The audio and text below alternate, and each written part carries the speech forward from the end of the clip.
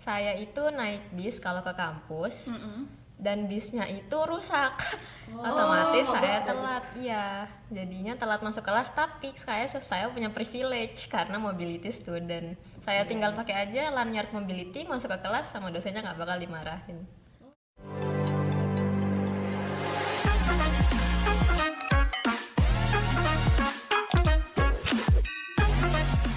Oke, kita lanjut ya dari segmen sebelumnya Bu Ati dan Sofi gitu ya. Jadi di segmen sekarang kita akan membahas deep down gitu ya. Gimana sih sebenarnya perjalanannya Sofi, kegiatannya yang lebih dalam lagi kita kupas, kita kuliti satu-satu gitu ya, biar tergambar betul bagaimana sih program internasional kredit transfer yang sudah dilalui oleh Sofi. Siapa tahu nanti ada yang terinspirasi ya Bu Kuni ya. Betul, ada penerusnya Bu. Betul, harus ada sih. Iya. PR kita nih. Oh, nanti. katanya Sofi harus juga nih Bu. Kalau gitu ya. salah nanti harus dikasih tahu apa aja tips and tricksnya ya. Yes. Oke. Jadi sebelum kita memasuki segmen itu, mungkin saya mau menjelaskan sedikit ya. Mungkin dari sobat Kesmas di sini masih ada yang belum tahu apa sih ICT, ICT itu apaan sih Bu gitu ya. Jadi ICT itu adalah singkatan dari International Credit Transfer teman-teman. Jadi di mana teman-teman yang dikirim gitu ya dari UNUSA selama 1 semester setidaknya di sana nanti akan direkognisi gitu ya SKS-nya. Jadi mata kuliahnya mungkin tidak sama persis gitu ya Bu Ati antara mata kuliah yang diterima di UNUSA sama di sana, tapi ketika konten-kontennya itu mirip-mirip maka bisa kita rekognisi gitu ya, bisa kita konversikan gitu ya sebagai perkuliahan yang sah gitu. Jadi terekam gitu ya di dalam sistem akademiknya gitu. Nah, ICT ini sendiri sebenarnya gitu ya, kita meniru Bu Ati. Mencontoh. Gak apa dong meniru hal-hal yang baik kan. Betul sekali. Baik, Kita gitu mencontoh gitu ya dari Kemendikbud Ristek gitu ya. Ada program juga namanya persis ICT juga, International Credit Transfer, di mana Kemendikbud ini menyediakan hibah gitu ya bagi seluruh kampus yang kira-kira mau melaksanakan outbound gitu ya. Jadi mengirim mahasiswanya ke luar negeri untuk disekolahkan, untuk mendapatkan pengalaman yang tentunya akan berbeda gitu ya dengan yang ada di kampusnya. Nah, itu dari situ kita mulai terpikir gitu ya, UNUSA mulai terpikir, akhirnya Direktur Renbang Kerma gitu ya. Ibu kita gitu ya. luar biasa. Itu menyampaikan kepada seluruh fakultas yang ada di UNUSA untuk kira-kira kalau misalkan UNUSA mau membuka ICT, setiap prodi mau menuju ke kampus yang mana nih gitu ya. Sudah mulai disuruh dipetakan pas itu. Kemudian setelah memetakan, akhirnya kita dari Fakultas Kesehatan dengan sekian banyak pertimbangan gitu ya, karena kan kalau kuliah ke luar negeri itu kan biayanya tidak sedikit ya. Iya betul. Mungkin Sofi udah paham betul gitu ya. Karena biayanya tidak sedikit sehingga kita pertimbangan mana nih kira-kira kampusnya yang terbaik, yang dekat dan bisa terjangkau dan berkualitas juga tentunya gitu ya. Akhirnya terpilihlah pas itu ke Universitas Putra Malaysia. Jadi FYI aja, UPM ini adalah pilihannya dari fakultas awalnya teman-teman. Kemudian akhirnya kita coba rekrut gitu ya dari mahasiswa-mahasiswa, kira-kira yang eligible siapa sih yang bisa ikut di program ICT ini. Kemudian akhirnya ada beberapa kandidat dan salah satunya Sofi. Mungkin boleh diceritakan deh Sof, rinciannya gitu ya. Proses awalnya itu seperti apa sehingga Sofi itu akhirnya berhasil melakukan ICT, jadi berangkat ke Malaysia itu gimana prosesnya? Coba flashback kita. Panjang banget sih. Ya. Karena sebelum jadi eligible dari prodi kan saya itu lolos untuk ISMA delegation dari UNUSA. Oke. Yang dimana proses Bentar, ISMA ISMA. harus dijelasin tuh. ISMA tuh apa sih? ISMA itu program dari Kemendikbud juga. Itu yang ke luar negeri juga dan selama 1 semester. Singkatannya apa? ISMA tuh Indonesian International Student Mobility Award ya kayaknya ya. Oke, ISMA. Jadi ini juga program yang Mobility cukup juga. bergengsi ya teman-teman dari Kemendikbud, dan itu saingannya memang seluruh Indonesia. Oke, bisa lanjut. Ya, waktu itu lolos dan itu juga panjang banget prosesnya untuk bisa jadi delegationnya UNUSA. udah lolos dari ISMA Delegation Indonesia, barulah nih dihubungi sama prodi untuk bisa daftar ke ICT ini. Setelah itu mungkin dari pihak saya juga pastinya mikir-mikir dulu nih, karena dari ISMA kemarin nggak keterima, soalnya takut trauma gini-gini banyak lah. Terus itu juga ada magang, jadi kayak bingung nih mau ICT atau mau magang, enaknya gimana. Jadi kita konsulkan semuanya ke Bu Kuni, dan setelah proses yang sangat panjang, mungkin sekitar 3 bulan ya Bu. Setelah proses 3 bulan itu, selama 3 bulan isinya berpikir aja. Ya jadi kayak milih jodoh ya. 3 bulan ya. Akhirnya dapatlah kita, alhamdulillah. Keputusan akhirnya saya tidak jadi magang dan berangkat program ICT ini. Magangnya dikonversi nggak Bu nih? Magangnya di mata kuliah magang. Sofi enggak. Tapi dia ada beberapa mata kuliah konversi lain yang sebenarnya memudahkan dia kan. Maksudnya kalau kita punya program student mobility seperti ini tuh sekarang sebenarnya sangat menguntungkan, karena dulu mungkin zaman Bu Kuni itu student mobility itu privilege ya, yang tidak semua mahasiswa walaupun dia berprestasi dia bisa mendapatkan kesempatan itu, karena pertimbangannya tidak hanya sekedar soal pendanaan, soal mata kuliah yang harus tinggal, juga kalau dulu student mobility itu hampir pasti akan nambah semester. Iya, Tidak bisa ada mekanisme konversinya dulu. Betul. Kan. Sementara sekarang kita bisa nih mengkonversi mata kuliah yang diambil di luar negeri untuk bisa kita konversi di sini, sehingga Sofi nggak perlu nanti nambah semester, tetap bisa lulus lulusnya tepat waktu. Jadi ini menarik, dan apalagi ya UNUSA akan banyak teman-teman program-program yang seperti ini. Iya, karena UNUSA kan sudah unggul ya. Sudah unggul, rekomendasi internasionalnya harus ditambah. Benar, termasuk dari aspek mahasiswa ya, mengirimkan mahasiswa ke luar negeri ini juga menjadi salah satu upaya yang dilakukan UNUSA supaya kita bisa mempertahankan dan bahkan meningkatkan status unggul kita ini gitu ya. Sof, tadi belum jelas Sof. Rinciannya gimana sih Sof? Tadi kan galau 3 bulan, tapi di dalam kegalauan itu kan ada proses yang kamu lalui gitu ya. Apa saja prosesnya sampai kamu akhirnya nyampe nih gitu ya di Malaysia? Setelah galau 3 bulan tuh sudah mulai mantep. Oh ya sudah, saya ICT. Terus Untuk berangkatnya berarti persiapan keberangkatan. PK. Persiapan PK ICT. Ternyata persiapan keberangkatannya lebih rumit lagi pada memutuskan untuk berangkatnya.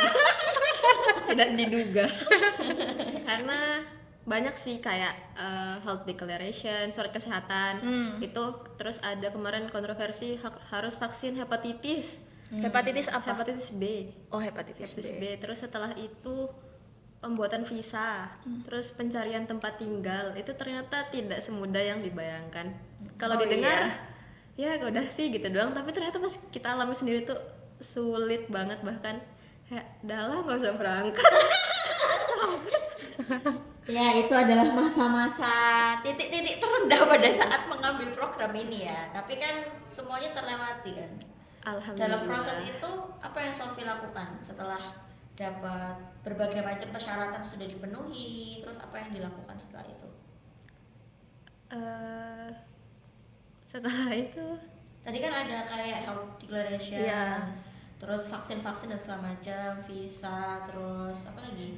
Tempat tinggal. tinggal. Udah nih dapat semua. Itu kan dibantu Sofi cari sendiri atau dibantu sama untuk kampus? visa itu kita diserahkan ke kita masing-masing dari genusnya itu, kayak dari genus cuma membiayakan, kalian silakan diurus sendiri. Yang itu yang bikin rumitnya. Dan ternyata proses visa ke Malaysia ini nggak ada offline-nya. Sementara kalau ke negara lain itu ada offline-nya. Jadi kayak cuma 3 hari selesai. Ke Malaysia ini semuanya online. Jadi untuk kayak foto aja ribet banget ternyata tuh. Saya sampai foto 3 kali ke studio masih nggak lolos. Akhirnya joki foto visa masih belum lolos. Ya Allah. Joki cuma soal ya. Joki foto juga bisa. kan joki foto visa Malaysia gitu. Wah. Ya itu kalau Masih kita gagal juga itu. masih gagal pertamanya sampai saya bayar 3 kali. Oke. Terus setelah itu setelah orangnya tuh juga sampai bingung sih, ini kok bisa sih gini. Terus saya bilang nggak tahu juga, pokoknya ini deh persyaratannya, silakan dibuka aja mas webnya, saya sudah pasrah banget nih. Akhirnya dibukain, kayak alhamdulillah baru bisa lolos. Oke, itu Setelah bisa. berkali-kali Setelah percobaan berkali-kali ya. percobaan. Berarti tadi Genus tadi kan sempat disebut ya sama Sofi ya. Genus itu adalah kantor internasionalnya UNUSA ya guys. Yes. Singkatan dari apa? Aduh, Global Iya, Engagement. Global Engagement of UNUSA. Iya, Ya, of itu UNUSA, kan betul. Genus. Nah ini Genus yang biasanya ngurusin banyak hal ya terkait Ya, dengan aspek inbound, outbound, inbound, outbound, internasional. internasional. Tadi dari Genus itu hanya memberikan biaya, Iya, tapi selebihnya selebihnya diurus secara mandiri. Tapi itu melatih kemandirian sih sebenarnya, karena kan Iya, harus. nanti pada saat di negara orang itu kan nggak ada orang lain yang bisa kita mintain bantuan selain diri kita sendiri, Lebih kecuali nggak ada lagi. kecuali kita punya temen gitu di sana. Betul. Dan karena sudah terbiasa struggle di sini, akhirnya di sana paling nggak mudah nyerah lah ya, Iya. gitu kan. Ya sambat-sambat ya wajar lah ya, sambat-sambat, tapi kan at the end of the day kan bisa gitu kan lewatinnya. Oke, terus sampai berangkat gimana sih?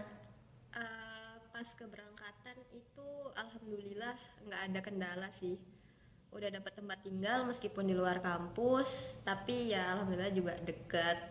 Tapi ya kendalanya kita harus naik transportasi umum. Sebenarnya ada kendala nih, Bu. Iya, Kenapa? Mencari tempat tinggal. mencari tempat tinggal itu Kita awalnya membidik asrama ya, Sof ya. asrama, padahal asrama itu ada 17 asrama di dalam, tapi tidak ada satupun yang nyantol. Dan ada syaratnya ternyata. Iya, Kalau ada asrama di sana, apa aja itu, Sof? Untuk syarat tinggal di asrama itu kita harus mempunyai minimal SKP berapa gitu. Sementara kita sebagai mobility kan Belum kita ada. belum pernah punya SKP di Betul, sana. betul. Cuman punya SKP yang dari home university-nya kita. Jadi mungkin dari pihak asrama tuh sangat menolak kita. Tapi ada sih dua tempat tinggal untuk international student. Yang pertama itu ada kayak apartemen tapi dia di dalam kampus. Itu di hari itu juga kita nggak dapet karena benar-benar full, karena termasuk terlambat. UNUSA ini termasuk terlambat mendapatkan offer letter. Akhirnya kita nggak dapet apartemen itu. Dan yang kedua guest house juga kita nggak dapet dikarenakan ya itu juga semester baru, semua international student berebut ke guest house itu. Akhirnya kita nggak dapet sama sekali, kayak susah banget. Dari 17 asrama dan 2 buat international student kita nggak dapet sama sekali. Ya udah deh cari di luar gitu. Cari di luar juga. Dapatnya yang tadi setengah jam dari kampus. Iya, jauh itu lumayan, 45 menit. Katanya pulang sering macet juga ya, Sof ya? Iya, Nah, sangat kalau di macet sana emang buat- kan kotanya kota industri. Kalau Selangor kan memang gitu ya. Iya, Katanya kota seperti industri. kayak Jakarta. Penyangganya Bekasi Kuala gitu. Lumpur lah ya. Iya, Penyangganya Jakarta, Kuala Lumpur kan. Oke, nah tadi kan Sofi juga sempat mention ya soal offer letter. Betul. Nah, proses sampai akhirnya mendapatkan offer letter. Iya, Kayak LOA. gimana tuh? LOA. Gimana tuh? Belum diceritain Iya, ya. belum diceritain. Jadi untuk dapetin LOA itu ya ada beberapa persyaratan kayak CV, terus sertifikat TOEFL, Esai. esai. Ya kayak kita apply ke kampus luar negeri lah ya pada umumnya. Ya, Itu kayak memang harus seperti kayak itu. persis daftar ISMA gitu. Mm-mm. Kemarin juga setelah direview CV-nya sama Bu Kuni juga. Terus kalau TOEFL tuh mungkin untuk minimalnya kalau ke Malaysia ya 500 sih. Iya. 500 kemarin ya melewati lah sedikit. Alhamdulillah. Ya tapi yang lebih penting itu kan nanti conversationnya pas di sana ya. Itu yang pembiasaannya perlu effort memang. Jadi gitu teman-teman, kalau mau kalian nanti ikut student mobility atau outbound begitu ke luar negeri, itu memang salah satu yang harus didapatkan adalah LOA tadi. Jadi LOA itu letter of acceptance. LOA itu didapatkan ketika kita sudah memenuhi semua persyaratan untuk apply ke kampus itu. Dan Sofi juga walaupun misalnya didaftarkan sama UNUSA juga nggak otomatis lolos ya. Artinya kan itu semua melewati proses penilaian dari pihak kampus mereka, sana. dari kampus sana. Betul. Karena memang kampus ini adalah salah satu kampus terbaik di Asia. Jadi memang untuk ngefilter mahasiswa yang akan diterima di sana itu juga sama halnya mereka menerima mahasiswa baru mungkin ya dari berbagai belahan dunia gitu. Iya, betul. Oke. Sof, kemudian ini Sof, udah nyampe sana nih, udah nyampe Malaysia. Kan diantar ya Sof ke sana. Iya, ya? diantar sama Bu Biasa Ira. memang Undusa ini. Diantar. Kurang Iya, apa lagi? kurang apa? Nggak dicol gitu ya. Kurang Tapi lama, Bu. diantar. Ya gimana Sof? Masa mau ditungguin di sana Sof? Gimana pertama kali? Kan Sofi saya tahu punya background keluarga Malaysia juga. Tapi kan ini Malaysia di bagian yang lain gitu ya. Iya. Pertama kali nyampe Malaysia, gimana? Apa? Kita bersama Bu Ira nyasar. Ya emang nyasar bersama-sama ya. Lebih nggak lengkap kalau nggak nyasar ya ke luar negeri itu. Terus Sehari itu hari pertama, kedua, ketiga, sehari minimal nyasar 5 kali.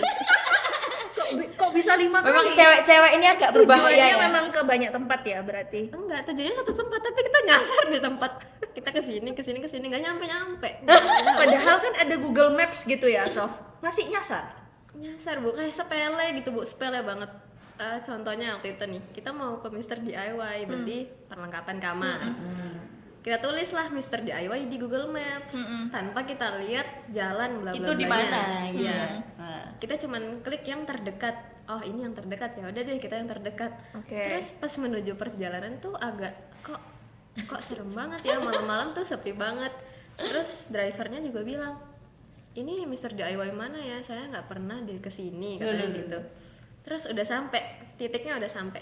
Terus kita noleh, ternyata itu Mr. DIY pabriknya. Ya, Pokoknya. Jadi kan luar biasa. Sungguh sangat berkesan ya nyasarnya itu nyasarnya. sangat random banget sih. Oh, I Ya tapi kan see, I see. kalian bertiga cewek-cewek semua kan. Sof Iya. ini juga ada temennya yang waktu kesana Iya. teman. Jadi ada dari Prodi Gizi juga. Iya. Waktu itu juga lolos program yang sama ya kan. Terus diantar lah sama Bu Ira. Bu Iya. Ira itu ambasadornya Fakultas. Fakultas Kesehatan. Dan itu pun juga ternyata masih nyasar juga. Kita nyasar bertiga di cewek-cewek. bandara itu masih nyasar. Terus setelah itu Setelah beres-beres dan segala macem kan biasanya kalau apartemen pertama kali ditinggali kan iya masih kosong, nggak ada spraynya gitu-gitu, guling bantal nggak ada semua. Oh, guling bantal pun tidak ada. Nggak ada. Oh, terus akhirnya cuma bed. beli berarti atau gimana?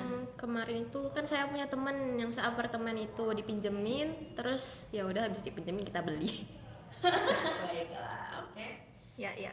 Terus kesehariannya di sana, Sof. Misalkan pagi kuliah dari jam berapa, pulang jam berapa, one day in iya, office-nya itu perjalanan itu gimana? Jam berapa bangunnya? dan terus- seterusnya. dan seterusnya. Bangun sholat subuh, alhamdulillah tidak pernah telat karena subuhnya Jam sangat 6. siang. Ya, siap.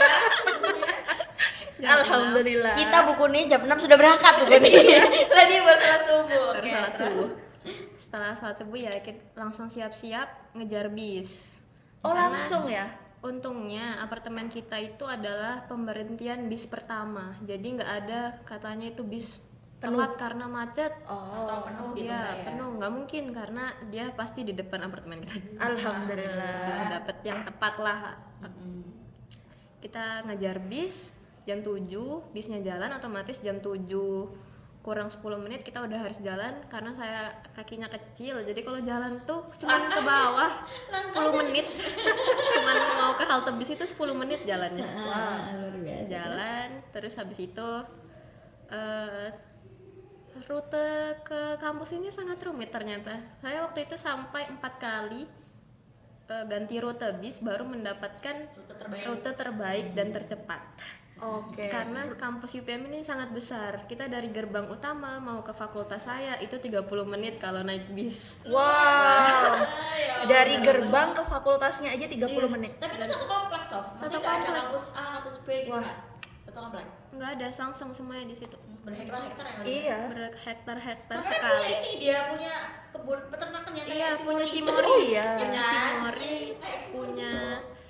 padang golf itu banyak banget. Wow. Terus punya danau-danau yang kayak di film-film itu Iya, banyak. iya, Danau kayak film-film gimana tuh ya? Film yang mana nih? Maya. Itu banyak banget. Jadi banyak kunjungan wisatanya. Bahkan di dalam itu ada stasiun MRT. Jadi kita nggak perlu sulit-sulit kalau mau Kenapa keluar. nggak naik MRT, Sof? Nggak deket ya? Oh, mahal. Dan itu MRT itu jauh dari fakultas saya dan nggak ada penjemputan bis dari MRT ke fakultas, fakultas. oke. Kuliah terpagi jam Kuliah terbagi jam jam 8 sih, Jam tapi 8. perjalanan kita harus berangkat jam 7. Oke, terus kuliah tuh kira-kira sampai jam berapa? Sampai jam berapa? biasanya? Untuk kuliah itu kalau full itu sampai jam 5. Terakhir itu jam 5. 5 Tapi sore. sering 5 ya sore. full kayak gitu. Karena SKS-nya kemarin saya 15. Enggak, ini menarik nih Bu Ati. SKS di kita sama SKS di sana itu berbeda. Beda. Di sana itu SKS-nya 6, 4, Iya. 3. Kuliah itu Bahkan yang 2 nggak ada kayaknya ya, Nggak ada, Sof. itu nggak ada. Sementara di sini paling banyak tuh paling 4 ya, 4 SKS. paling banyak. Kalau mata kuliah yang reguler bukan magang, bukan skripsi Iya. gitu kan. Kalau di sana malah Normal satu- 4 SKS gitu. Normal. Nah, itu 4 SKS itu gimana, Sof?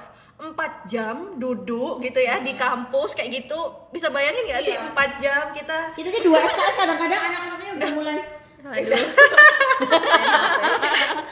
tolong ya guys. gimana Kalau gimana? 4 SKS itu dia dibagi jadi 2 hari, satu harinya 3 jam. Jadi 4 SKS itu 6 jam. Oh, 4 SKS 6 jam. Iya, hari pokoknya kemarin 4 SKS itu Rabu dan Kamis dari jam 2 sampai jam 5. Jam 2 Gimana sampai tuh jam 5, sepanjang jam 2 itu sampai tuh jam 5. kayak Bahkan mana 3 jam kuliahnya? aja. Heeh. Kita Beneran setiap- full gitu? Iya, beneran full, tapi di setiap 1 jamnya kita ada break 15 menit. Kita boleh makan nasi boleh.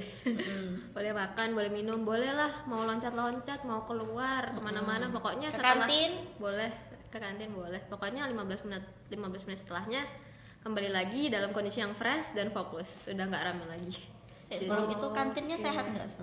Oh iya betul. Di mana? Gimana di sana? Di sana itu saya bilang sehat sih, sehat banget World karena class kantin.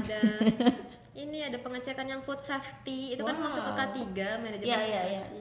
Dan Nah, itu ini ya berarti diterapkan. mereka sendiri yang ngecek dari mereka, dari K3-nya. Enggak, ada tetap dari luar. Oh dari luar. Tapi mereka Kantinnya itu menerapkan. tipe yang kayak gimana, Sof? Tipe yang kantin militer gitu, yang sudah ada menunya kayak prasmanan Atau diambil kafetaria. atau kafetaria? Bisa Dia milih itu- menu? Iya, bisa milih menu. Ibaratnya warteg. Kalau mau gampang dipahami, ibaratnya warteg, tapi di sana itu tidak memperbudak orang. Ah, maksudnya? Bener-bener. Jadi kita semuanya ambil sendiri. Nasi, lauk. Oh, prasmanan dong. prasmanan. Iya iya iya iya. Di sana nggak ada, jarang sih ada pekerja gitu. Ya karena Harganya kan tadi juga food safety-nya kan dari aspek Iya. itu kan penting juga. harganya gimana, Sof? Harganya Dibandingkan kita nih Unusa di Surabaya gitu ya.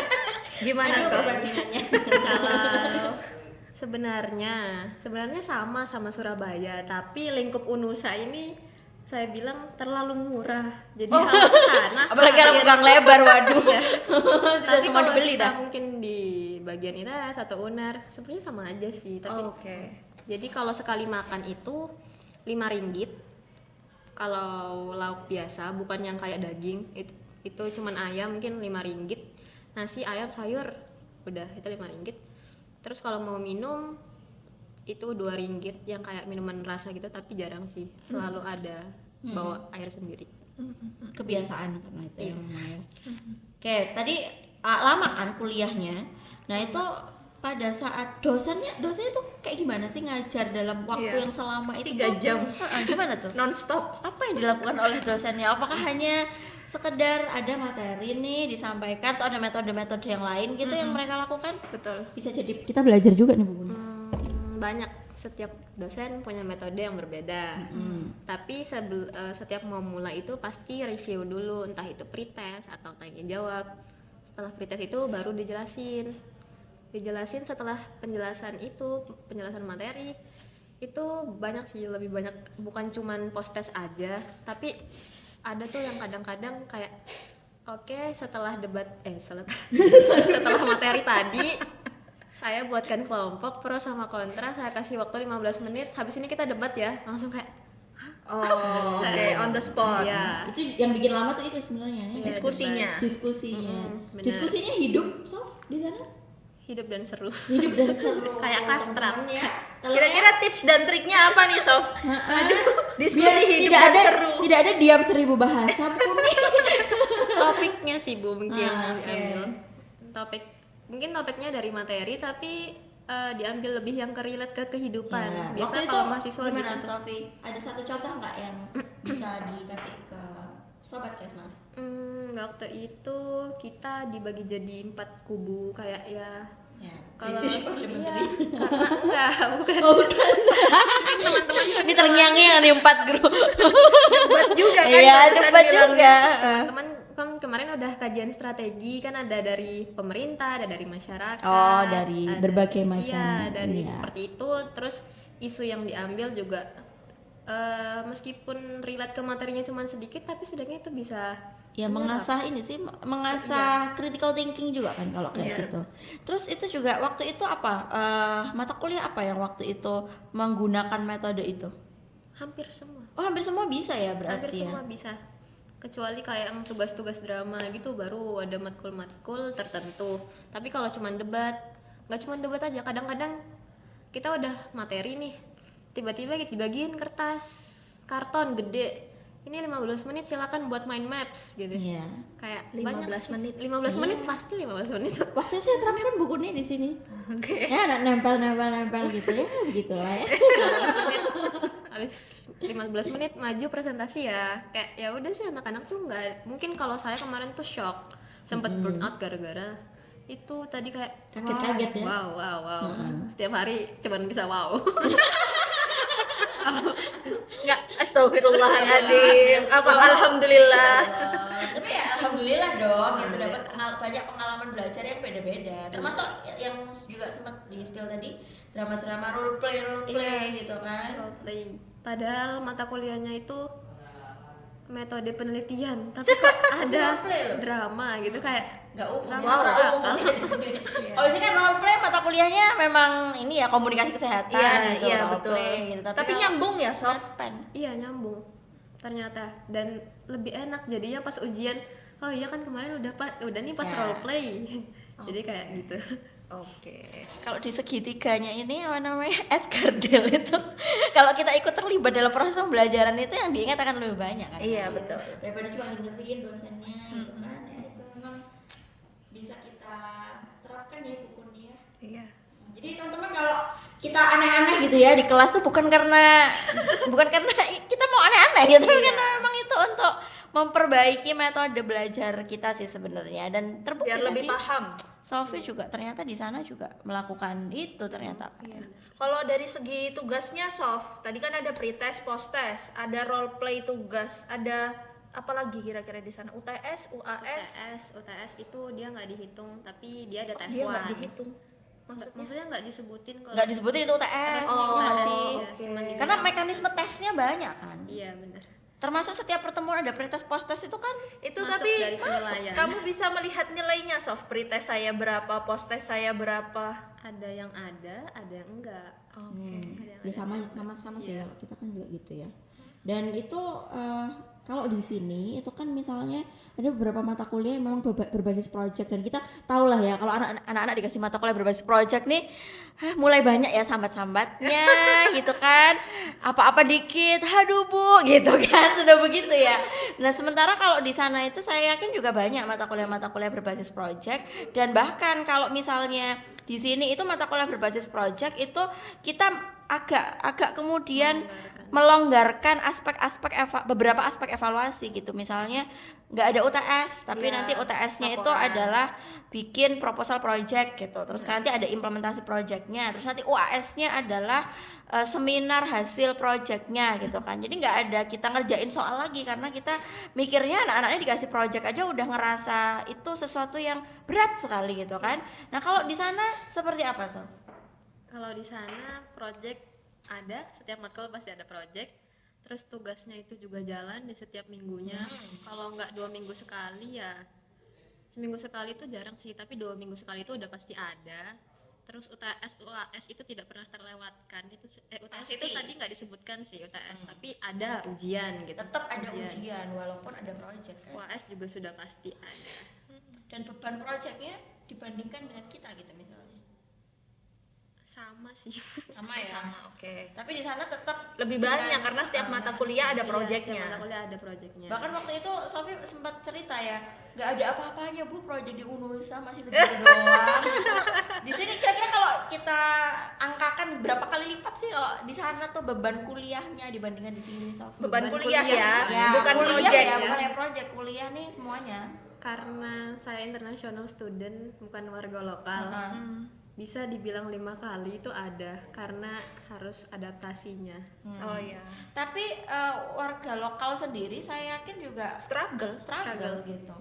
Dengan mereka pasti ada banyak hal yang mereka bahkan mungkin tidak mentoleransi. Kalau student mobility kan ada mungkin ya beberapa toleransi mungkin Iya, ya, banyak. ya banyak toleransi. Tapi kalau warga lokal kan tidak ada toleransi seperti itu. Tapi ada satu yang unik Bu di sana. Kalau mereka anggota HIMA atau BEM, mereka dilonggarkan sama dosennya. Misal nilainya kok jelek sih nilai tugasnya, ya udah Dikasih tambahan nilai. Iya. Tapi